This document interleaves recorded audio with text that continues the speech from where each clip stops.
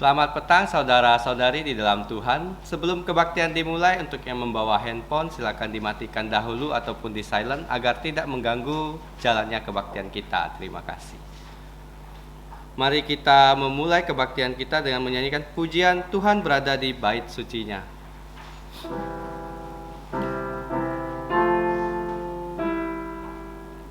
Tuhan berada di bait sucinya, semua orang di hadapan Tuhan sujudlah, berdiam diri, sembah sujud. Amin. Mari kita bersatu teduh. Roma pasal 14 ayat 8. Sebab jika kita hidup untuk Tuhan, dan jika kita mati untuk Tuhan. Jadi baik hidup atau mati, kita adalah milik Tuhan. Amin. Saudara-saudari, mari kita bangkit berdiri dan kita menyanyikan pujian nomor 173 di salib.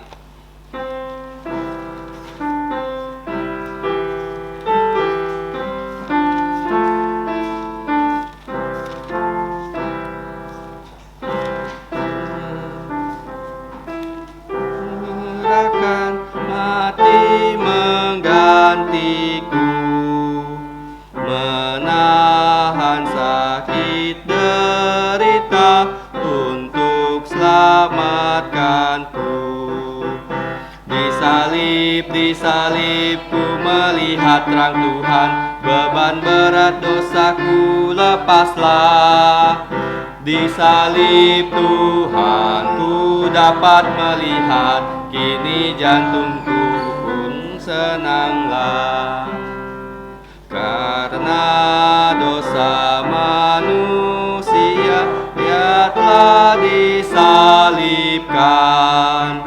Besarlah kasih rahmat-Nya, tiada tandingnya. Di salibku melihat terang Tuhan, beban berat dosaku lepaslah. Di salib Tuhan ku dapat melihat, kini jantungku pun senanglah.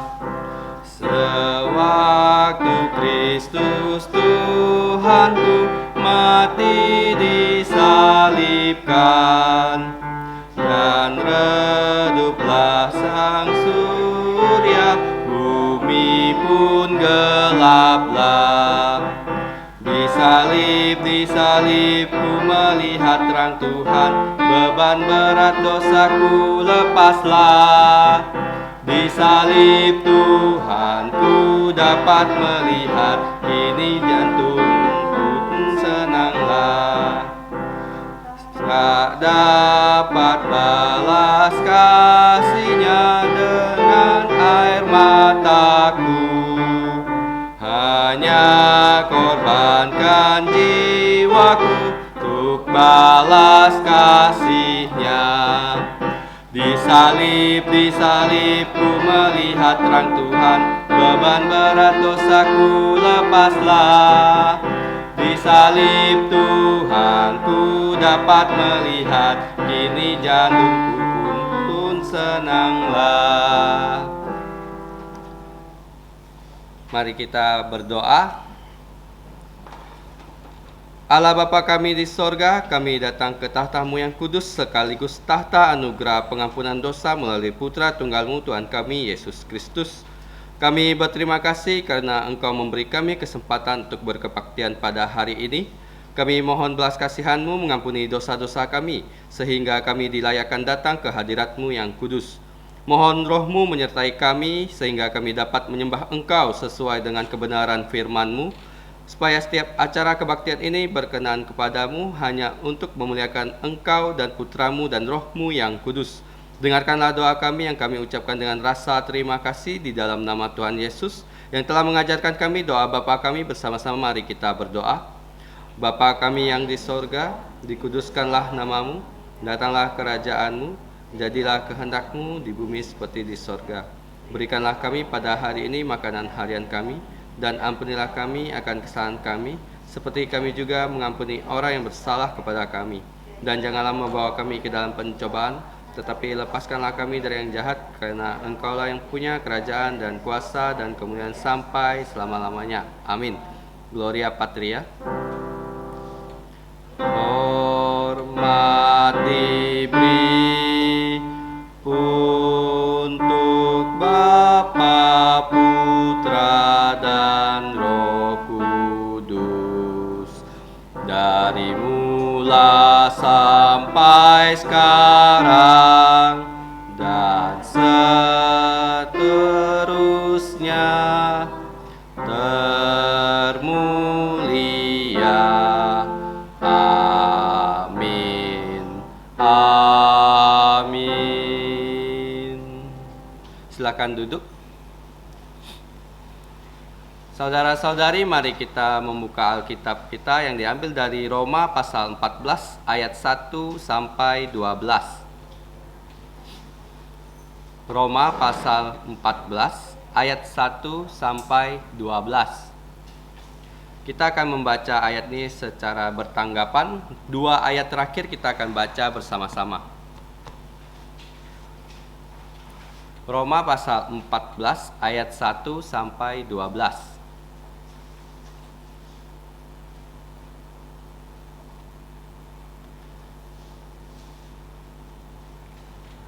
Roma pasal 14 ayat 1 sampai 12. Terimalah orang yang lemah imannya tanpa mempercakapkan pendapatnya. 2. Yang seorang yakin bahwa ia boleh makan segala jenis makanan, tetapi orang yang lemah imannya hanya makan sayur-sayuran saja. Siapa yang makan, janganlah menghina orang yang tidak makan. Dan siapa yang tidak makan, janganlah menghakimi orang yang makan, sebab Allah telah menerima orang itu. 4. Siapakah kamu sehingga kamu menghakimi hamba orang lain? Entahlah dia berdiri, entahkah dia jatuh, itu adalah urusan tuannya sendiri. Tetapi ia akan tetap berdiri karena Tuhan berkuasa menjaga dia terus berdiri. Yang seorang menganggap hari yang satu lebih penting daripada hari yang lain, tetapi yang lain menganggap semua hari sama saja. Hendaklah setiap orang benar-benar yakin di dalam jantungnya sendiri. Siapa yang berpegang pada suatu hari yang tertentu, ia melakukannya untuk Tuhan. Dan yang terkenalkan, ia melakukannya untuk Tuhan, sebab ia mengucap syukur pada Allah. Dan siapa yang makan, dia melakukannya untuk Tuhan, dan ia juga mengucap syukur kepada Allah. Sebab tidak ada seorang pun di antara kita yang hidup untuk dirinya sendiri, dan tidak ada seorang pun yang mati untuk dirinya sendiri. Sebab jika kita hidup untuk Tuhan, dan jika kita mati untuk Tuhan. Jadi baik hidup atau mati, kita adalah milik Tuhan. Sebab untuk itulah Kristus telah mati dan hidup kembali, supaya ia menjadi Tuhan, baik atas orang-orang mati maupun atas orang-orang hidup. Tetapi maka engkau menghakimi saudaramu, atau mengapakah engkau menghina saudaramu? Sebab kita semua harus menghadap tahta pengadilan Allah sama-sama. Karena ada tertulis, demi aku hidup, demikianlah firman Tuhan. Sebab semua orang akan berlutut di hadapanku, dan semua orang akan memuliakan Allah. Demikianlah setiap orang di antara kita akan memberi pertanggungjawab tentang dirinya sendiri kepada Allah. Amin. Puji Tuhan untuk bacaan yang sudah kita bacakan. Selanjutnya kita akan menyanyikan pujian nomor 164, dekat ke salib. Pujian nomor 164, dekat ke salib-Mu.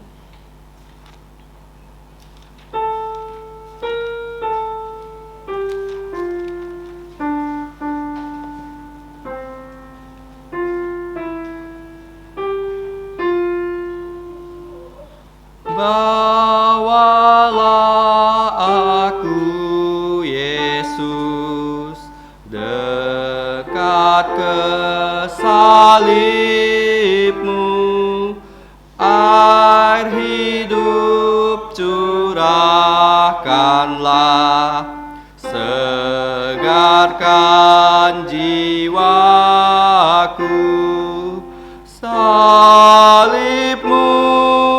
Salib-Mu yang kumuliakan, hingga dalam sorga kelak ada perhentian. Imanku yang terkecil, Tuhan tak tinggalkan. Sinarilah jantungku dengan Roh Kudus-Mu. Salib-Mu yang kumuliakan, hingga dalam sorga kelak ada perhentian. Salib-Mu sandaranku, ku rindu kasih-Mu. Selama aku hidup, ku mau taat padamu.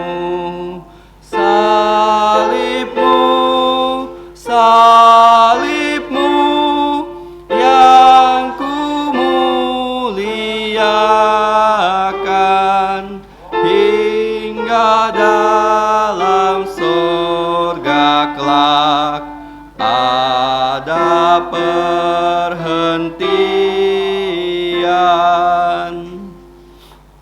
Saudara-saudari, mari kita lihat ayat hafalan kita yang terdapat di buletin, yang diambil dari Roma pasal 14 ayat 8. Kita akan membacanya sebanyak 2 kali dan kita akan mencoba menghafalkannya 1 kali.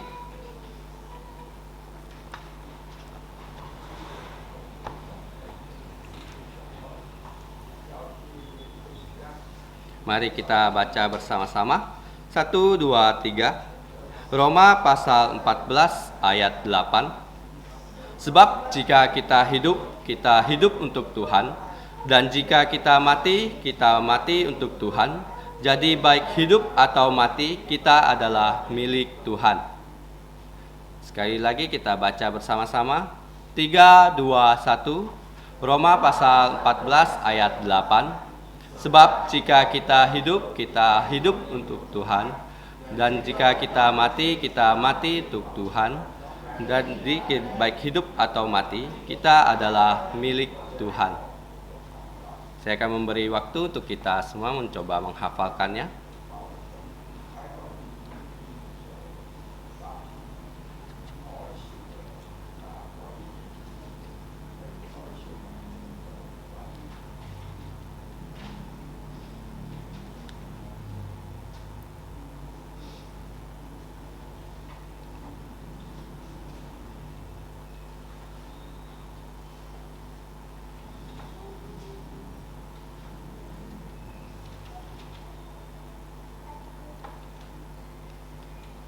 Mari kita coba menghafalkannya tanpa melihat teks di buletin. 3, 2, 1. Roma pasal 14 ayat 8. Sebab jika kita hidup untuk Tuhan. Jika kita mati untuk Tuhan.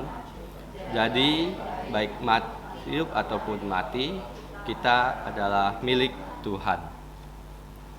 Puji Tuhan untuk ayat hafalan yang kita mencoba hafalkan. Saudara-saudari, jika kita belum menghafalkannya, silakan membawa pulang buletin ini agar kita bisa menghafalkannya di rumah. Selanjutnya, warta gereja. Minggu depan akan diadakan perjamuan kudus. Harap yang sudah dibaptis dewasa dan diafirmasi iman harap mempersiapkan diri. Saya lihat tidak ada yang baru. Selanjutnya kita akan memberikan persembahan. Untuk kantong persembahan akan dibawakan oleh Saudari Lucy. Sambil menjalankan persembahan, mari kita menyanyikan pujian nomor 51, Ku Mau Serahkan Semua Milikku. Pujian nomor 51.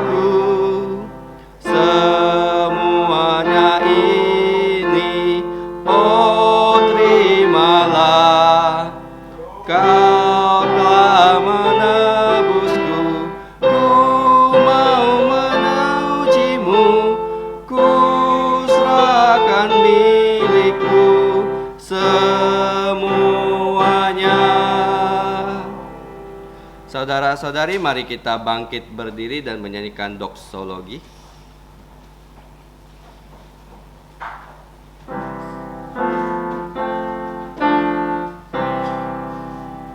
Puji Allah sumber berkat, puji Dia semua ciptaannya,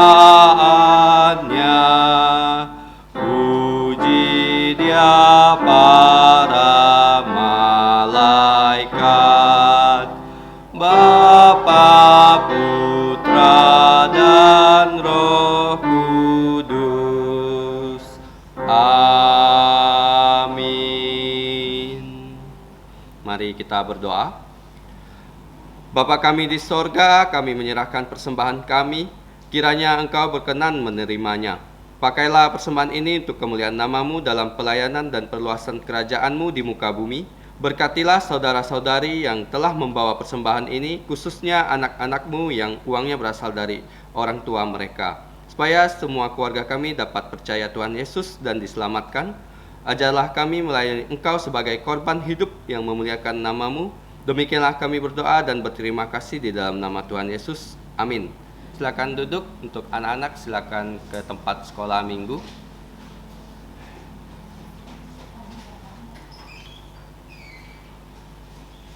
Selanjutnya kita akan mendengarkan firman Tuhan yang akan disampaikan oleh Kes Pendeta Peter Yoksan dengan tema Marilah Kita Semua Hidup untuk Tuhan. Pada hambanya kami persilakan.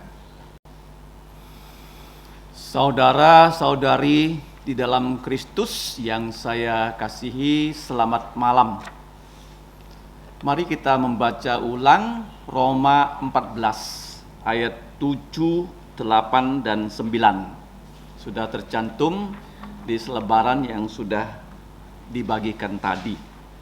Roma 14 ayat 7, 8 dan 9 yang merupakan perikop tema. Mari kita membaca firman Tuhan ini bersama-sama. 3, 2, 1. Sebab tidak ada seorang pun di antara kita yang hidup untuk dirinya sendiri, dan tidak ada seorang pun yang mati untuk dirinya sendiri. Sebab jika kita hidup untuk Tuhan, dan jika kita mati untuk Tuhan. Jadi baik hidup atau mati, kita adalah milik Tuhan. Sebab untuk itulah Kristus telah mati dan hidup kembali, supaya ia menjadi Tuhan baik atas orang-orang mati maupun atas orang-orang hidup. Amin. Terpujilah nama Tuhan, diberkatilah kita yang diberi kesempatan dapat membaca, merenungkan, menjalankan, dan memberitakan firman Tuhan. Mari kita berdoa. Bapa kami di surga, kami pertama-tama mengucap syukur untuk Tuhan Yesus yang sudah menjadi juru selamat dunia, bahkan juru selamat kami yang telah Engkau pilih. Engkau berikan kami Injil, dan oleh Roh-Mu yang kudus kami percaya pada Yesus. Bapa, Engkau adalah Allah yang kudus, kami adalah manusia yang sudah berdosa. Karena itu ampunilah dosa kami, sucikan kami, kiranya Roh-Mu menaungi kami untuk dapat belajar firman-Mu. Ya Bapa, kami juga mau berdoa untuk gereja-Mu ini. Kiranya Engkau menolong gereja-Mu ini dapat bertumbuh secara rohani, juga secara kuantitas, di mana Engkau tambahkan orang-orang baru yang percaya pada Yesus. Yang sudah percaya, kami rajin hidup sesuai dengan firman-Mu. Bapa, kami berdoa untuk saudara-saudari, kiranya Engkau menolong mereka semua yang masih sekolah, yang masih kuliah. Berikan mereka hikmat, berikan mereka ketekunan untuk mempelajari mata pelajaran mereka, supaya mereka dapat memuliakan Engkau dalam studi mereka. Selalu mereka bergantung kepada Engkau dalam setiap perjuangan mereka sebagai pelajar dan mahasiswa. Untuk yang bekerja, berikan hikmat, perlindungan, keluar masuk dalam keadaan baik. Sebagai ibu rumah tangga, Engkau juga membantu mereka, supaya mereka menjadi ibu rumah tangga yang baik, yang mau menjadi suri teladan untuk anggota keluarganya. Khususnya ada anggota keluarga yang belum percaya Yesus, kami bisa menjadi saksi Yesus, dan Engkau berbelas kasihan supaya seluruh anggota keluarga kami dapat percaya pada Tuhan Yesus. Bapa di sorga, jika di antara kami ada yang sakit, mengalami problem kehidupan, kami mohon Engkau menyembuhkan dan membukakan jalan. Kami juga berdoa untuk keluarga kami yang tidak tinggal di kota Pontianak. Engkau juga menyertai mereka dan melindungi mereka. Bapa di sorga, saat ini kami mau mendengarkan firman-Mu. Kiranya Roh-Mu yang kudus menolong kami.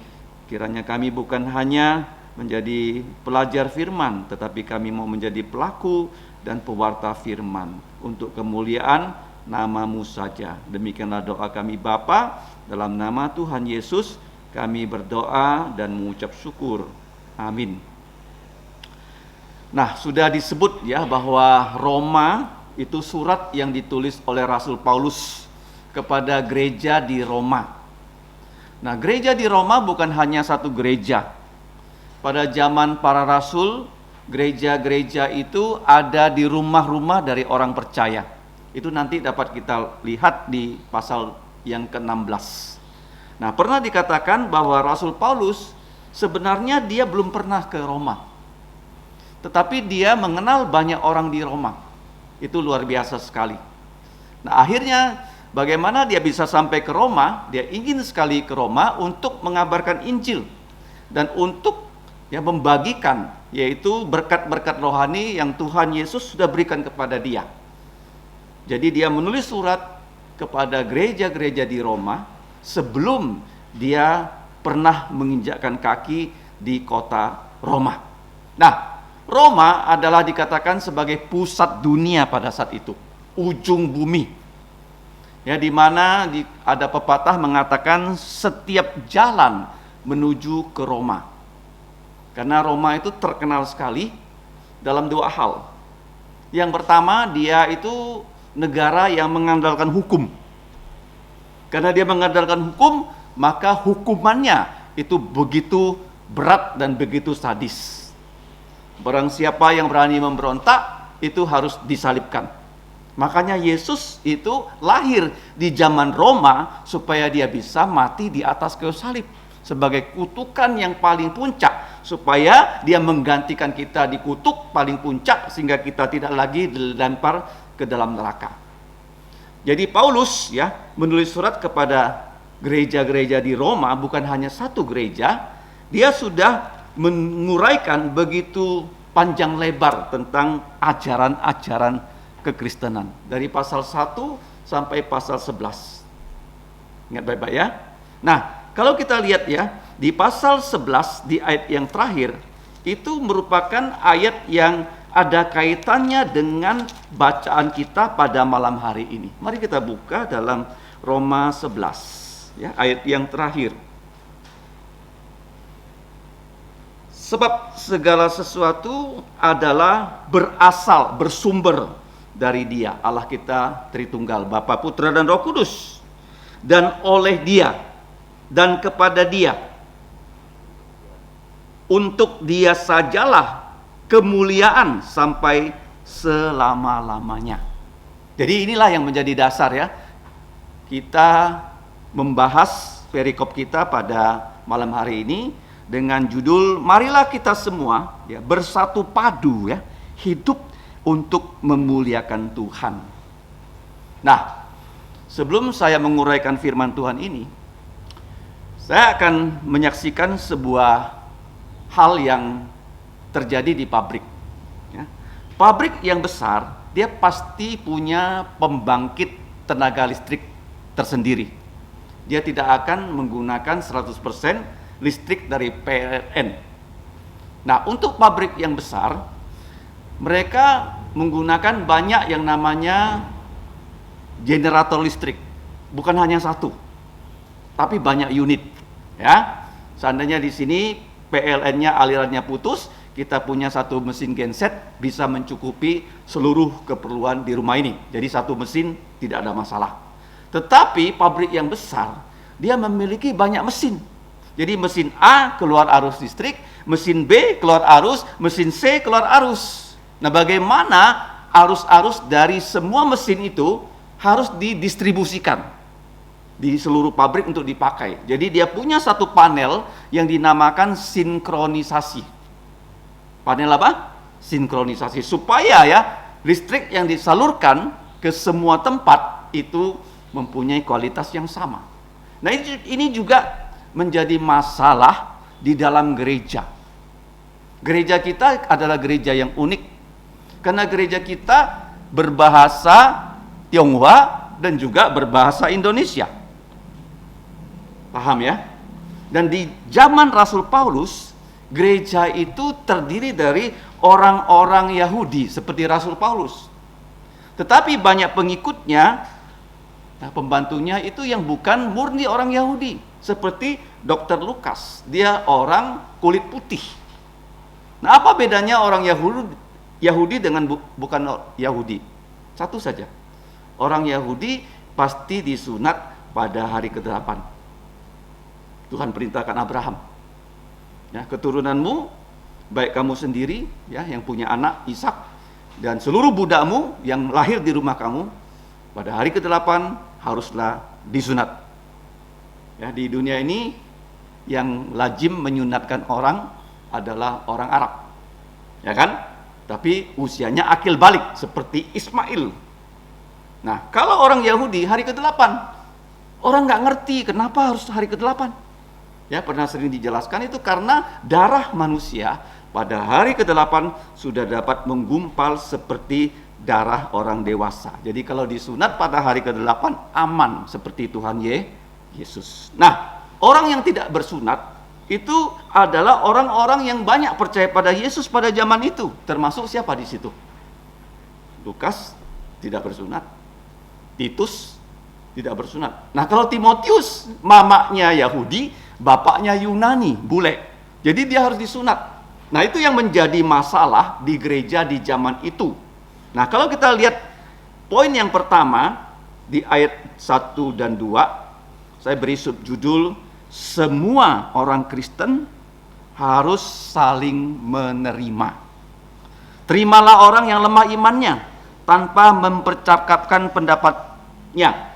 Yang seorang yakin bahwa ia boleh makan segala jenis makanan, tetapi orang yang lemah imannya hanya boleh makan sayur-sayuran saja. Nah, ini apa yang terjadi? Kalau kamu baca di Kisah Rasul 15, ya, di situ ada pertentangan karena ada orang Yahudi yang datang dari kota Yerusalem ke gereja-gereja yang ada di Asia. Dan mereka mengajarkan, kalau kamu percaya Yesus, belum bisa diselamatkan.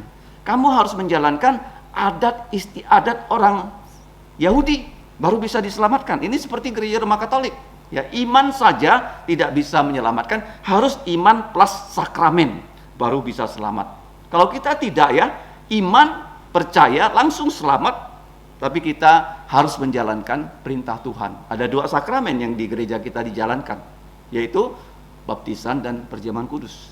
Nah, kemudian masalah yang besar seperti ini dibawalah oleh gereja ke Yerusalem untuk disidangkan oleh para rasul, para penatua, dan kesimpulannya ada 4 hal. A, B, C, D. A, kalau kamu bukan orang Yahudi, tidak perlu ikut adat orang Yahudi. Tapi kalau kamu orang Yahudi seperti Rasul Paulus, adat orang Yahudi harus kamu ikuti. Seperti Rasul Paulus, kenapa dia ngotot, ya? Setiap hari raya Pentakosta, kalau kamu baca Kisah Rasul, dia mau sampai di Yerusalem. Karena ada perintah di dalam kitab suci, setiap orang Yahudi dewasa yang usianya 12 tahun, Ulangan 16:16, mereka 1 tahun harus 3 kali ke Yerusalem merayakan hari raya Paskah. 7 minggu kemudian atau 50 hari kemudian itu Pentakosta. Kemudian hari raya Pondok Daun. Karena dia orang Yahudi, dia mengikuti yaitu adat istiadat orang Yahudi. Tetapi kalau bukan orang Yahudi seperti Lukas, nggak perlu. Nah, yang kedua yang disimpulkan yaitu berhala jangan disembah, makanan yang sudah dipersembahkan kepada berhala janganlah dimakan. Nah, ini yang menjadi problem. Karena pada zaman kerajaan Roma, setiap aktivitas mereka ada kaitannya dengan penyembahan berhala. Ya, seperti di Indonesia sekarang ada satu peraturan pemerintah bahwa penyembelihan ayam itu harus punya sertifikat halal. Ya kan? Itu yang diusahakan. Tapi oleh menteri tertentu akan dilaksanakan tahun ini, tapi ada menteri tertentu mengatakan nggak bisa, harus ditunda karena belum siap. Ya. Jadi penyembelihan binatang pada zaman dulu ada hubungannya dengan penyembahan berhala. Jadi ini yang menjadi masalah. Kalau orang baru percaya Yesus, dia merasa kalau dia beli daging di pasar, dia merasa dia ikut andil. Tapi dikatakan oleh Rasul Paulus, berhala itu sebenarnya nggak ada apa-apa. Ya, seandainya orang memberi kita makan, ya, makanan itu sudah dipersembahkannya pada berhala. Tapi dia nggak bilang sama kita loh, makanan ini sudah saya persembahkan berhala. Kamu boleh makan nggak? Boleh atau tidak? Ya, boleh ya. Tetapi kalau dia bilang makanan ini sudah saya persembahkan kepada berhala, ya jangan. Kita kalau pergi ke pasar, nggak perlu kita tanya pada penjual daging, apakah makanan ini sudah kamu persembahkan pada berhala sebelum kamu jual? Kita nggak perlu tanya, kita beli, kita konsumsi. Tapi ada orang yang imannya lemah, dia nggak bisa makan daging, dia makannya sayur-sayuran. A, adat istiadat tidak perlu dipraktekkan. B, berhala jangan disembah, makanannya jangan dimakan kalau dikasih tahu. Yang C apa? Cabul. Ya, percabulan itu menjadi satu hal yang legal dalam praktek kehidupan orang pada zaman itu. Ya, tidak boleh. Kemudian D, makanan yang mengandung darah ataupun darah tidak boleh dimakan. Itu kesimpulan ya dari Kisah Rasul pasal ke-15 ya. Sesama orang Kristen kita harus saling menerima. Ya, kalau ada di antara kita ada yang imannya belum bertumbuh dewasa. Kita jangan bagaimana? Membuat dia menjadi bagaimana? Tidak ya, yakin ya dengan kepercayaannya kepada Yesus. Ya, kita lihat. Yang kedua, apa buktinya kita bisa menerima orang lain? Buktinya apa? Ayat 3 dan 4. Ya, jangan memandang rendah dan mengecam ya sesama orang Kristen. Karena hal-hal yang ada kaitannya dengan apa? Istiadat. Siapa yang makan janganlah menghina orang yang tidak makan. Ya, artinya begini, orang yang kuat imannya dia tidak perlu tanya, dia beli daging dia bisa makan. Dan siapa yang tidak makan janganlah menghakimi orang yang makan. Sebab Allah telah menerima orang itu. Ini yang terjadi dengan Petrus. Mari kita buka Kisah Rasul pasal 10. Petrus itu diberi tugas untuk membuka ya kunci-kunci Injil. Ya. Tuhan Yesus kan bilang sama Petrus ya, aku berikan kamu kunci kerajaan sorga. Itu artinya apa? Dia harus membuka Injil di Yerusalem, Yudea, Samaria, dan ujung bumi. Di Kisah Rasul 10 itu, Injil harus diberitakan kepada orang yang bukan Yahudi. Orang itu tinggal di Kaisaria, orang yang bernama Cornelius. Orang bule, orang Italia. Jadi kamu tahu sendiri, orang Italia tentu makan babi. Orang Yahudi tak boleh makan babi. Orang Yahudi tidak boleh makan lele karena tidak ada sisik. Orang Yahudi tidak boleh makan udang. Ya, banyak yang mereka tidak boleh makan. Ya. Petrus disuruh pergi ke rumahnya Cornelius. Apa yang terjadi? Waktu Petrus ya sedang dia berdoa, apa yang terjadi? Ya. Pada saat itu dia naik ke atas rumah dan dia berdoa, ayat yang ke-9. Ayat 10, dia merasa lapar, kemudian tiba-tiba rohnya diliputi kuasa ilahi. Ayat 11, tampaklah olehnya langit terbuka dan turunlah suatu benda berbentuk kain lebar yang bergantung pada keempat sudutnya yang diturunkan ke tanah.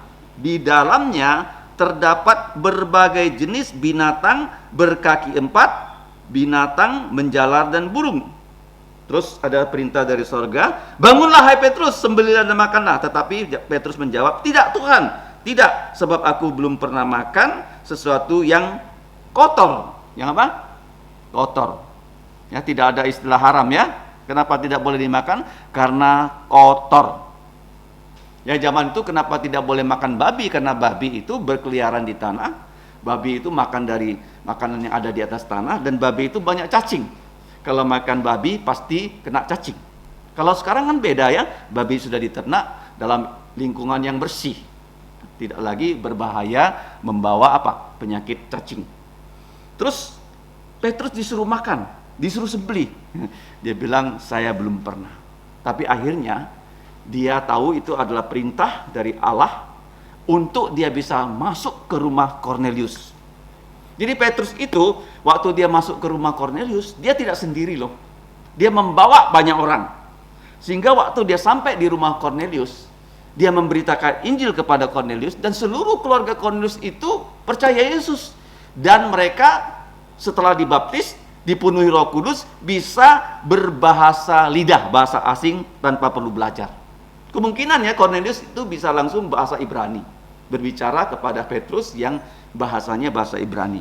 Jadi kita lihat di sini ya, kalau orang ya yang belum bisa konsumsi makanan dari pasar tanpa dia bertanya, kita jangan meremehkan dia. Sebaliknya, kalau orang bisa makan, kita juga tidak boleh menghakimi orang karena makanan itu. Ayat 4. Siapakah kamu sehingga kamu menghakimi hamba orang lain? Entahkah dia berdiri, entah dia jatuh, itu adalah urusan dari tuannya sendiri. Jadi di sini ada konsep ya, zaman dulu itu manusia itu hidup ya di bawah pemerintah Roma yang mengizinkan perbudakan. Artinya kalau saya jadi tuan, saya punya budak. Jadi misalnya Michael juga tuan, dia punya budak. Saya punya budak, tidak boleh Michael urus dia. Dan saya tidak boleh ngurus budaknya Michael. Masing-masing punya tuannya. Nah, kalau di sini di sini dikatakan jangan kita yang menjadi orang Kristen menjadi busybody, ya, ngurusin urusan orang lain. Nah, mengapa kita tidak boleh? Karena mereka punya Tuhan sendiri. Nah, sekarang Tuhan dari orang percaya itu siapa? Tetapi ia akan tetap berdiri karena Tuhan berkuasa menjaga dia terus berdiri. Artinya begini, kamu dan saya bukan bos. Ya, semua orang Kristen sama-sama kita punya apa? Tuhan. Tuhan kita siapa? Tuhan Yesus. Jadi dikatakan oleh Alkitab, khususnya kalau kita buka di dalam Roma pasal 8, Allah pasti menjaga kita. Apapun yang terjadi, tidak ada yang bisa memisahkan kita dari kasih Allah. Roma 8 ayat 7. Dan Allah yang menyelidiki, ya, nurani, mengetahui maksud roh itu, yaitu bahwa ia sesuai dengan kehendak Allah berdoa untuk orang-orang kudus. Nah, ayat 28, kita tahu sekarang bahwa Allah turut bekerja dalam segala sesuatu untuk mendatangkan kebaikan untuk mereka yang mengasihi Dia, yaitu untuk mereka yang terpanggil sesuai dengan rencana Allah. Kemudian kalau kita lihat, ya, tidak ada apapun yang bisa memisahkan kita dari kuasa Allah ataupun kasih Allah. Ayat 37. 38, 39. Tetapi dalam semuanya itu kita lebih daripada orang-orang yang menang oleh Dia yang telah mengasihi kita, sebab aku yakin bahwa baik maut maupun hidup, baik malaikat-malaikat maupun pemerintah-pemerintah, baik yang ada sekarang maupun yang akan datang, atau kuasa-kuasa, baik yang di atas maupun yang di bawah, ataupun sesuatu makhluk lain, tidak akan dapat memisahkan kita dari kasih Allah yang ada dalam Kristus Yesus Tuhan kita. Jadi jelas di sini, ya, bahwa Allah itu dapat menjaga kita. Ya. Nah, kita lihat di sini bukan hanya, ya, di Roma 8, Yohanes 10:28, Tuhan juga berjanji Dia akan menjaga kita supaya kita tidak tersandung, ya. Yudas 24, ya, yang sering dipakai untuk penutup kebaktian. Bahkan Ibrani 7:25 dan Mazmur 9:21, ya. Dia selalu menjaga kita. Nah, sekarang pertanyaannya, mengapa kita suka, ya, menghakimi orang lain? Itu kita punya yang namanya apa? Kesombongan. Misalnya begini, ya, saya kalau bisa menemukan kesalahan orang, seolah-olah saya itu orang lebih tinggi daripada orang yang saya temukan kesalahannya. Paham, ya? Sehingga kalau saya melihat dia salah, saya menegur dia, sepertinya saya posisinya lebih tinggi daripada orang itu. Sehingga saya merendahkan orang itu untuk meninggikan diri sendiri. Itu nggak boleh, loh. Ya, artinya begini, kalau kita bisa melihat orang punya kelemahan, dan Tuhan itu membuat kita bisa melihat kelemahan orang itu. Dan Tuhan ingin kita, ya, dengan bagaimana? Lemah lembut, ya, membawa orang itu bisa menyadari kesalahannya sehingga dia apa? Bertobat, ya. Bukan berarti kita lebih tinggi daripada dia untuk menemukan kesalahan dia. Kan begitu kan biasanya kalau kita kerja di kantor, kan, sebagai pimpinan kantor, yang kita cari apa? Kesalahan-kesalahan anak buah, kan? Betul nggak? Supaya anak buah itu, kan, bisa bagaimana? Segan sama kita. Bukan. Di dunia kekristenan tidak seperti itu, ya. Jangan kita merendahkan orang untuk meninggikan diri. Nah, itu bukti, ya, kalau kita sudah tidak merendah-rendah orang lain, maka kita sudah bisa menerima saudara-saudari yang ada di dalam gereja. Yang ketiga, alasannya apa? Ya, setiap orang percaya punya kebebasan untuk mengatur hidupnya. Paham, ya? Jadi kalau kamu sudah percaya Yesus, ya, kamu punya otoritas mengatur hidup kamu, ya, sesuai dengan firman Tuhan dan sesuai dengan pimpinan Roh Kudus. Nah, ayat 5 dan 6. Yang seorang menganggap hari yang satu lebih penting daripada hari yang lain, tetapi yang lain menganggap semua hari sama saja. Hendaklah setiap orang benar-benar yakin dalam nuraninya sendiri. Itu penting, ya. Jadi begini, kamu yakin akan sesuatu hal, kamu harus berdasarkan firman. Ngerti, ya? Segala sesuatu yang tidak berdasarkan firman, iman yang objektif adalah dosa. Adalah apa? dosa ya. Penting ya. Jadi kalau kamu ya menjalankan sesuatu, kamu rasa itu sudah sesuai dengan firman, maka itu sudah betul. Ya. Dan kamu nggak boleh ya memaksakan hal ini kepada orang lain. Karena situasi kamu dengan situasi orang itu bisa berbeda. Firman Tuhan itu satu arti, tapi banyak aplikasi. Saya kasih contoh. Ada gereja yang ekstrim di Singapura. Dia melarang anggotanya pergi ke pantai. Ya kan? Nah, apakah itu bisa berlaku di Indonesia? Kenapa tidak? Kalau kamu di Indonesia, rata-rata orang yang pergi ke pantai bagaimana? Mereka bahkan ada pakaiannya lengkap. Ya, berbeda dengan konsep di luar negeri. Ya, jadi tidak bisa kita menggunakan ya satu hal yang berlaku di tempat kita untuk dipraktekkan di tempat orang lain. Ya, masing-masing ada ciri khasnya. Ya, seperti misalnya orang Yahudi. Mereka ketemu cipika-cipiki kan? Kalau kita kan enggak kan? Ya misalnya orang barat suka cipika-cipiki. Begitu dia datang ke Indonesia, dia cipika-cipiki, kita jadi apa? Kagok kan? Kita hanya cukup apa? Salam. Ngerti ya? Jadi di sini kalau kita lihat ya, ada orang yang menganggap satu hal baik, tapi ya jangan kita ya memaksakan kepada orang lain. Nah, ayat 6. Siapa yang berpegang pada suatu hari tertentu, ia melakukannya untuk Tuhan. Nah, ini yang penting ya. Dan siapa makan, ia melakukannya untuk Tuhan, sebab ia mengucap syukur kepada Allah. Jadi ini penting ya, waktu kita belanja di pasar, ya kita membeli daging, ya walaupun mereka itu ya menyembelihnya dan sebagainya berdasarkan ya penyembahan berhala yang mereka lakukan. Kita nggak usah tanya lagi. Kita bawa pulang, kita bagaimana? Makan, tapi harus dengan doa ucapan syukur. Dan siapa tidak makan, ia melakukannya untuk Tuhan, dan ia juga mengucap syukur kepada Allah. Jadi begini ya, apapun yang kita lakukan, kita harus selalu mengucap syukur. Ya, ada orang menganggap ini boleh dimakan, itu tidak boleh dimakan, hari ini baik dan hari itu tidak baik. Itu terserah dia. Ya, dia punya yang namanya otoritas untuk dia lakukan. Kemudian bagian yang berikutnya ayat 7 sampai 9. Nah, ini merupakan subtema yang menjadi tema, marilah kita semua bersatu hidup untuk memuliakan Tuhan.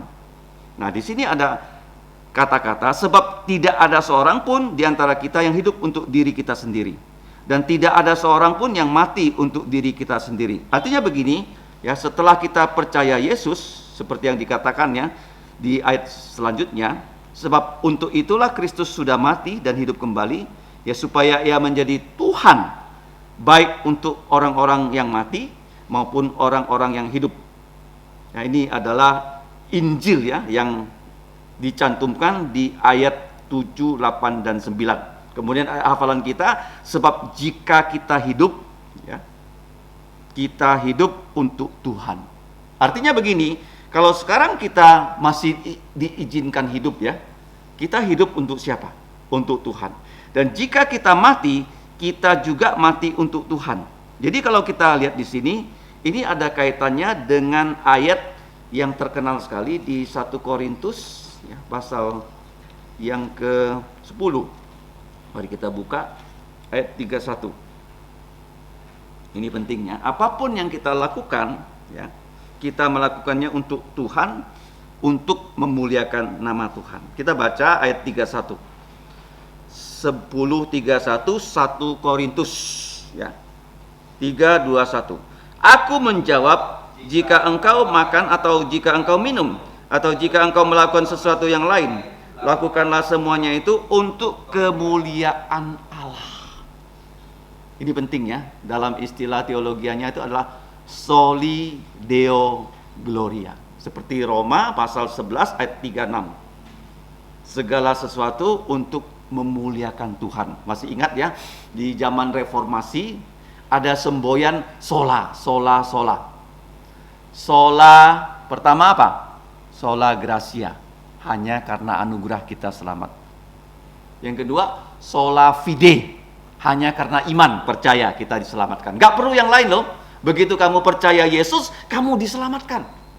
Ya. Yang ketiga apa? Setelah sola gratia, sola fide, sola scriptura. Hanya Alkitab saja 66 buku. Karena gereja Roma Katolik dia ada 14 kitab yang bukan ya ditulis oleh nabi, yang bukan ditulis oleh Rasul Tuhan Yesus, dan mereka ada tradisi gereja. Jadi itu bukan.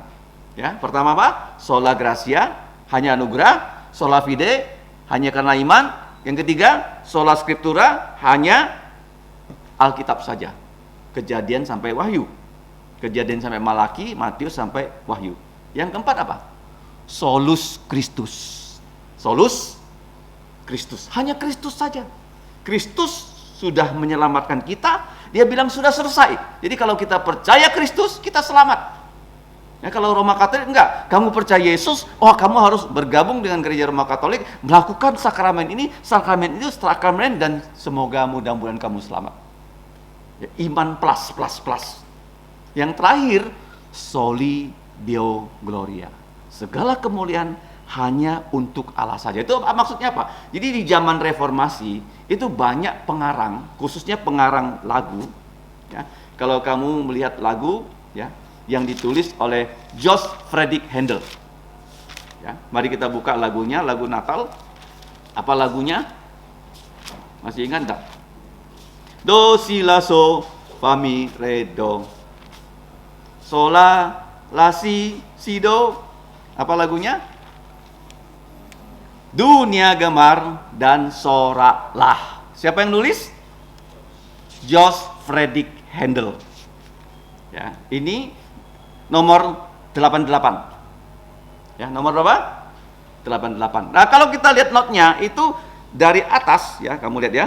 Do si la so fa mi re do. Notnya kan turun. Yesus turun dari sorga. Sola la si do, artinya dia membawa orang berdosa ke surga. Nah, jadi penulis lagu ini ya, Johannes Friedrich Händel, ini termasuk dalam kumpulan lagu yang dinamakan Mesias. Ya, dipentaskan di Inggris, waktu dipentaskan ya lagu Haleluya. Ya, di dalam kumpulan lagu-lagu ini, maka Raja Inggris akan berdiri. Nah, mereka ketika menulis lagu-lagu ini, pada akhir ya dari gubahan mereka selalu ya mereka tulis apa? SDG, Soli Deo Gloria. Artinya apa? Segala kemuliaan hanya untuk Allah saja.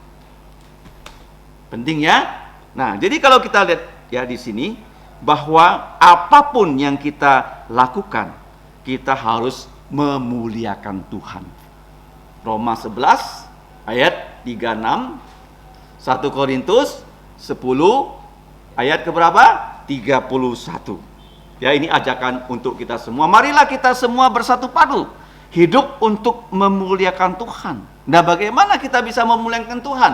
Yaitu kamu dan saya harus melakukan ya firman Tuhan. Nah, kita lihat yang terakhir. Alasannya, kenapa begitu? Kenapa kita tidak boleh menghakimi? Karena Tuhanlah yang akan menghakimi segala sesuatu. Penghakiman Tuhan itu ada 2 jenis. Ada berapa jenis? Ya, pengadilan Tuhan untuk orang tidak percaya itu namanya yang tadi pagi kita pelajari di gereja, pengadilan tahta putih besar. Ulangi ya. Pengadilan tahta putih besar.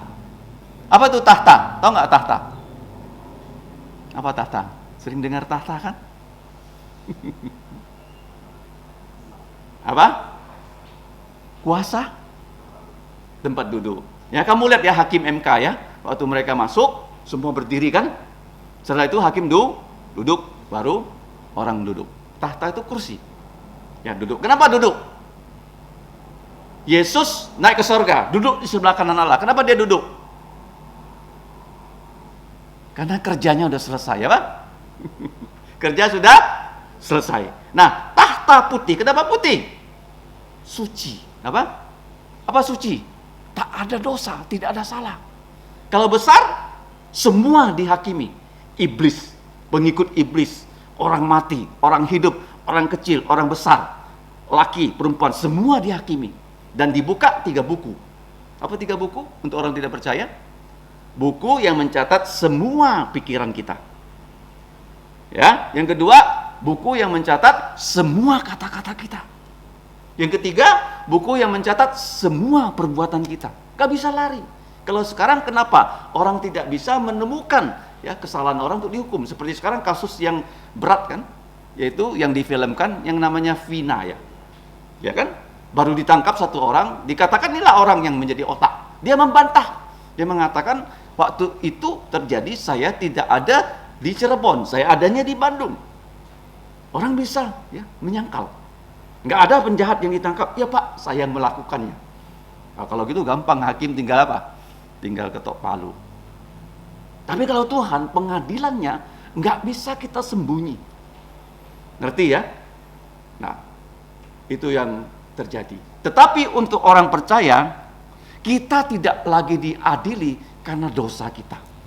Paham ya? Kalau kita bersalah, apa yang kita lakukan di dunia ini? Kita mengaku dosa. Dan dosa kita dihapus dengan darah Yesus. Ya, dari timur ke barat itu tidak lagi diingat. Ya, timur dan barat tuh nggak ada jaraknya ya. Ngerti ya? Jauh sekali. Tetapi orang Kristen kita akan dihakimi dalam hal apa? Yang dinamakan dengan bema Kristus. Nah, bema Kristus itu sudah dicantumkan di dalam pasal yang ke-14 ayat yang ke-10. Mari kita baca. Tetapi engkau, mengapakah engkau menghakimi saudaramu, atau mengapakah engkau menghina saudaramu? Sebab kita semua harus menghadap tahta pengadilan Allah. Itu juga dicantumkan dalam 2 Korintus pasal 5 ayat 10. Bema itu artinya kursi pengadilan yang Kristus itu duduk. Kenapa disebut Kristus? Karena setiap pelayanan kita patokannya adalah Kristus. Ya, ada 6 jenis ya pelayanan yang dikategorikan. Semua diuji dengan api. Dengan api. 3 yang diuji dibakar dengan api, tidak ada masalah. Itu karena pelayanan kita sesuai dengan firman-Nya. Ya, seperti di sekarang gereja-gereja banyak di dunia ini kan. Apakah pengkhotbahnya berkhotbah sesuai dengan firman? Itu akan dinilai. Ya kan? Kalau tidak sesuai firman bagaimana? Terbakar. Apa yang bisa terbakar? 3 benda. Kayu, diuji dengan api, hangus dia. Yang kedua, jerami. Dimasukkan api, hangus dia. Yang ketiga apa? Rumput kering. Masuk api, habis. Tapi ada 3 yang kalau diuji dengan api dia tidak takut. Apa itu? Emas. Semakin dibakar, semakin murni. Kalau pelayanan kita sesuai firman, seperti emas. Yang kedua, perak. Ya, dibakar, semakin murni. Yang ketiga apa? Batu. Ya, contohnya tanah liat kan, kalau dibakar, dia menjadi malah apa? Keramik. Itulah pengadilan Kristus. Kita akan dinilai oleh Yesus untuk diberi hadiah waktu kita melayani. Waktu kita apa? Melayani. Ya, jadi kita semua harus melayani, sehingga kalau kita melihat di sini, bagaimana cara melayani? Karena ada ditulis, demi aku hidup, Allah itu hidup, Allah itu benar. Demikianlah firman Tuhan, semua orang akan bertekuk lutut di hadapanku, dan semua orang akan memuliakan Allah. Ini coba kita baca, ada di Yesaya 45 ayat 23, dan juga diulangi oleh Rasul Paulus di dalam kitab Filipi pasal yang kedua ya, ayat 10-11. Supaya di dalam nama Yesus bertekuk lutut segala yang ada di langit dan yang ada di atas bumi dan yang ada di bawah bumi, dan segala lidah mengaku Yesus Kristus adalah Tuhan, untuk kemuliaan Allah Bapa. Kenapa ya Yesus itu ya diakui oleh semua orang karena dia sudah merendahkan dirinya. Kalau kamu baca Filipi pasal 2 itu disebut sebagai perikop kenosis. Ulangi apa? Perikop apa? Kenosis. Kenosis itu dari kata kenos, dia mengosongkan diri. Kenapa Yesus mengosongkan diri? Dia adalah Allah yang mulia, tapi dia datang sebagai budak yang paling rendah. Ya, namanya huperetes, budak yang paling rendah. Dia meninggalkan apa? Dua yang dia tinggalkan, tahtanya dan kemuliaannya. Sampai nanti ya dia datang kedua kali, semua orang harus mengaku dia adalah Tuhan untuk kemuliaan Allah. Jadi caranya begini, kalau kita melayani, kita harus seperti Yesus. Bagaimana? Kita harus lemah lembut dan rendah jantung. Apa itu lemah lembut? Seperti karet. Seperti apa? Karet. Ya. Apapun terjadi, dibanting kanan, dibanting kiri, karet itu pecah nggak? Enggak kan? Bola karet, ya kan? Lemah lembut. Rendah jantung apa? Kita selalu bertindak sesuai dengan firman Tuhan. Jadi kita harus seperti Yesus. Kalau kita seperti Yesus, maka pelayanan kita bisa seperti emas, seperti perak, seperti batu berharga. Tapi kalau tidak, bagaimana? Kayu, jerami, rumput kering. Ya, demikianlah setiap orang di antara kita akan memberi pertanggungjawab diri kita sendiri loh. Ya, jadi waktu kita diadili Yesus ya, kita itu sendiri. Kamu bekerja untuk Tuhan Yesus, kamu akan dinilai apakah pelayanan kamu itu sesuai dengan firman tidak. Nah, sekarang yang sebagai penutup. Bagaimana gereja kita bisa maju ya? Bagaimana menilai gereja itu maju enggak? Diri sendiri dulu. Ya. Walaupun gereja itu terdiri dari banyak orang percaya, tapi diri sendiri harus bertanggung jawab untuk diri sendiri. Ada 5 hal yang wajib kita lakukan. Tadi pagi saya sudah share dengan guru sekolah minggu. Kalau 5 ini kita lakukan, maka yang 5 pasti ngikut. Yang pertama apa? Kita harus setiap hari membaca firman, menghafal firman, dan menjalankan firman. Zaman dulu itu ya, di rumah orang nggak ada Alkitab loh. Alkitab itu hanya ada di gereja, di sinagog, karena mahal. Jadi bagaimana supaya Alkitab ini, firman ini bisa dijalankan? Orang harus hafal. Harus apa? Hafal. Kamu bayangkan ya, Alkitab ini ya, kalau kamu nggak hafal, hanya ada di buku, hanya di HP, kira-kira ada pengaruh nggak sama hidup kamu? Kita boleh nggak hafal Pancasila? Kita boleh nggak hafal lagu Indonesia Raya? Ya kan? Nggak boleh kan? Alkitab juga begitu. Jadi biasakan diri menghafal firman Tuhan. Itu yang pertama, setiap hari. Yang kedua, jangan lupa memuji Tuhan. Memuji Tuhan itu bukan hanya di hari Minggu loh. Setiap hari kita punya buku pujian yang begitu simple sudah di tangan kita. Kita tiap hari harus memuji Tuhan. Orang yang berhasil dalam hidupnya itu pemuji Tuhan yang hebat. Gembala juga ya. Kalau gembala dia bisa memuji Tuhan, dia gembala yang baik. Contohnya John Sung. Ya, dia kalau memimpin kebaktian, dia nyanyi dulu. Ya, seperti di gereja Alkitab Presbyterian. Reverend Timothy To juga. Ya, Dr. To. Ya, kalau kita lihat, memuji Tuhan tuh setiap hari. Ya, lagu ini bukan hanya kita nyanyikan pada saat kita kebaktian. Tapi kita nyanyikan setiap hari. Kalau lagunya nggak bisa, kita buka YouTube, sudah ada musiknya di situ, kita pelajari. Semua bisa dinyanyikan. Yang ketiga, doa. Tiap hari harus apa? Doa.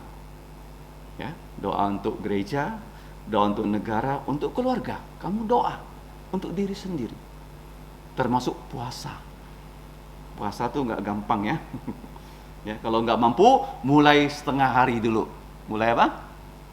Nah, kalau udah mampu, dari jam 6 sekarang sampai jam 6 berikutnya.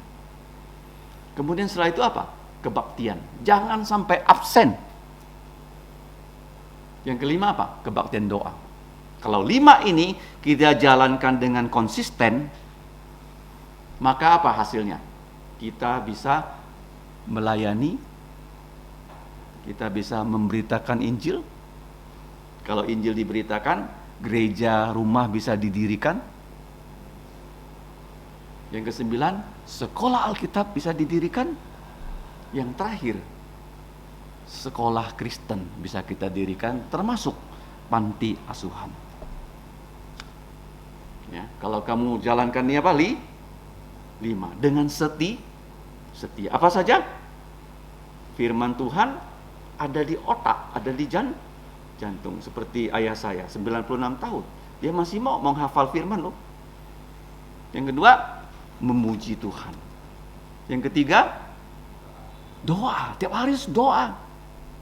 Yang keempat, kebaktian. Jangan sampai enggak datang. Yang kelima, kebaktian doa di tengah minggu.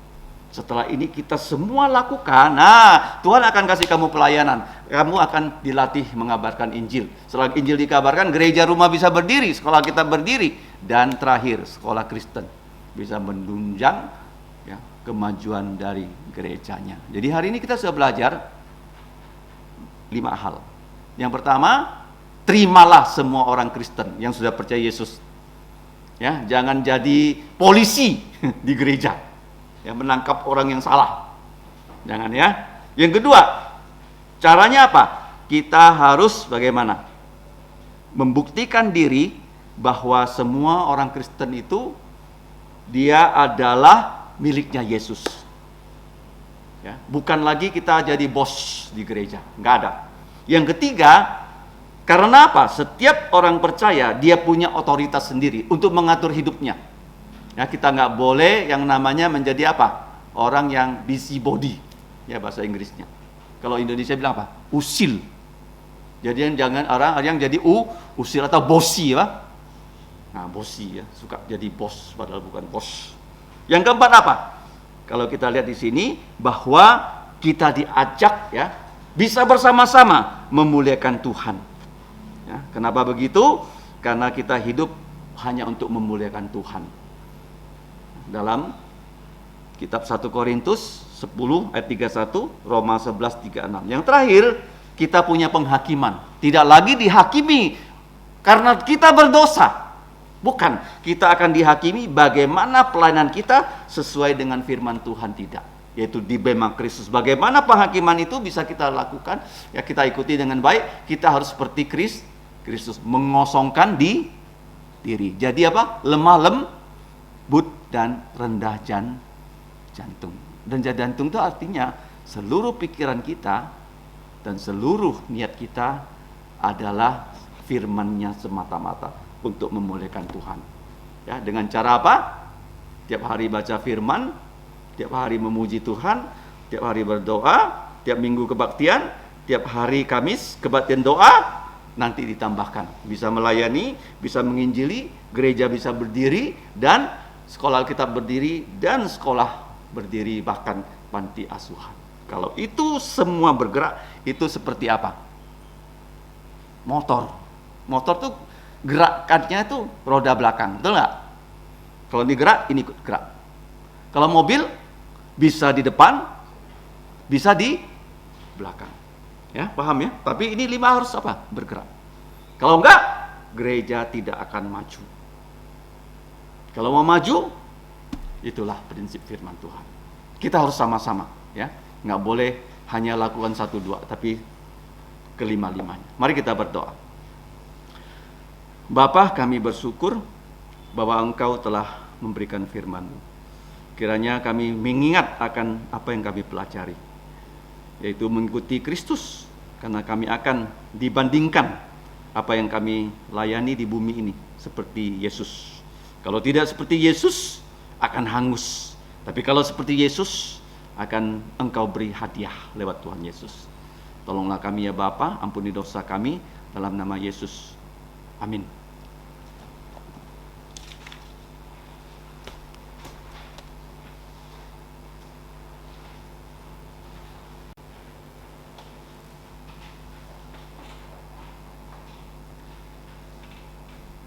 Saudara-saudari, sebelum menutup kebaktian kita pada hari ini, kita akan menyanyikan pujian nomor 64, inilah dunia Bapa. Pujian nomor 64, inilah dunia Bapa. Saudara-saudari mohon kita bangkit berdiri. Kita nyanyikan.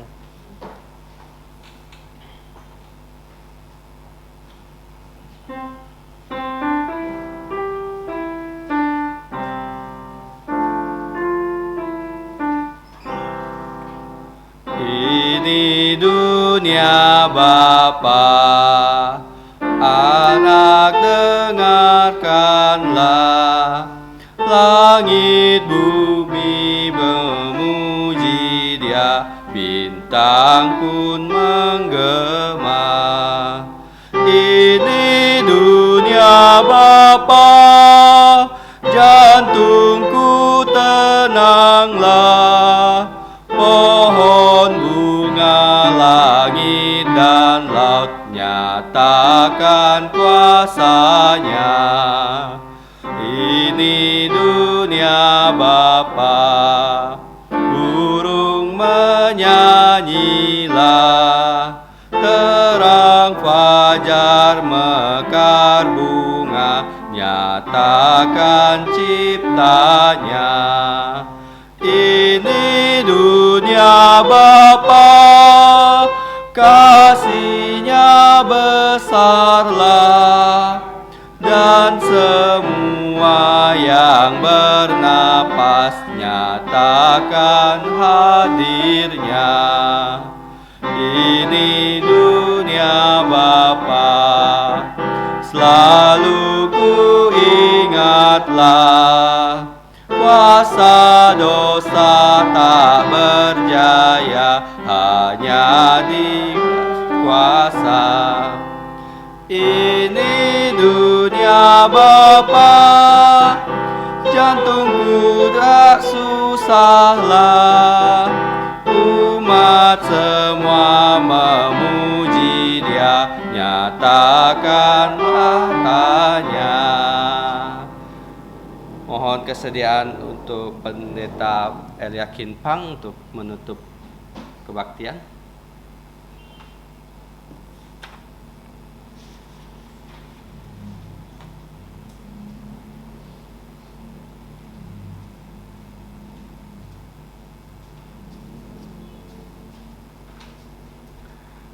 Cảm ơn Chúa, kinh quán sự cả kinh thẳng liao là cái bị tệ mục sư so truyền講嘅信息，當然嘅花米嘅花都能夠落喺自己心田行，先為自己腳前嘅定路向講神法嘅力量，自己每個人都需要講嗬，亦講喺上帝本自己講，亦講就喺主喺講本自己。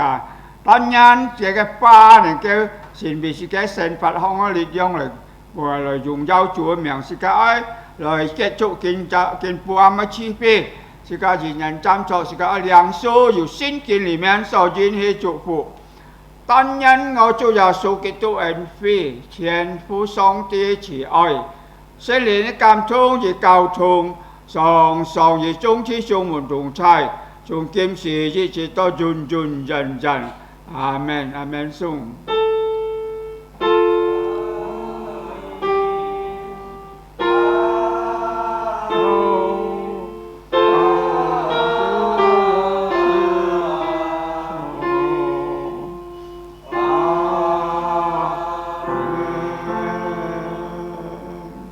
Chàng trò mẹ tổ san phi nhân sống tí chủ phụ thai cả chú hiếu sĩ cả lời trong nhân chủ sĩ phụ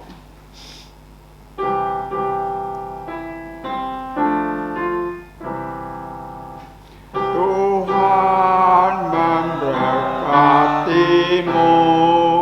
Tuhan melindungi menyinarimu memberi kasih karunia Tuhan menyinarimu dengan wajah